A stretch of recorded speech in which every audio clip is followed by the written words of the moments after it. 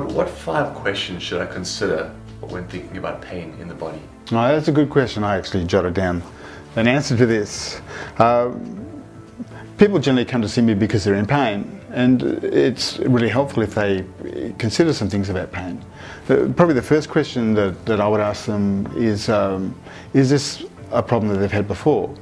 Because if this is old pain that they're familiar with, then what happens to it is probably already happened before. So that helps to know what's going on, and people, I guess, can predict in ways where they're at. If it's a new pain, then it really needs some attention, and if you go to a health professional, they'll give that a lot of attention as well, because there's something that's not in the normal pattern that they present with. So that's probably number one. Is the area red or hot? So if you have a pain in your back and your back's actually warm, and if it's swollen especially, then that's a sign of inflammation. And heating is definitely not the thing to do. Ice is what you need to do. So sometimes people ring up and they say, oh, I can't move. And that's the first question I'll say, are you hot to touch? Is it hot to touch?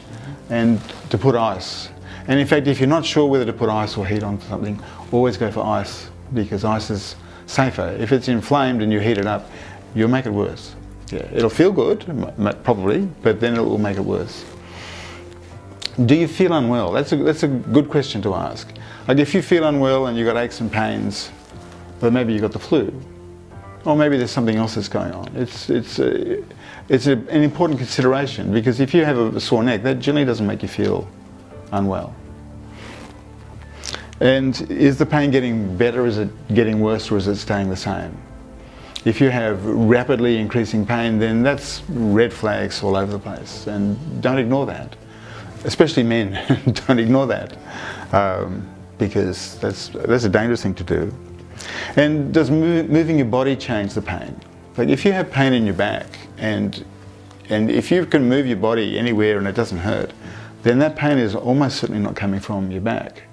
And that means that you really need someone who's much better at looking at your internal world to be looking at this. So that's a yellow or a red flag.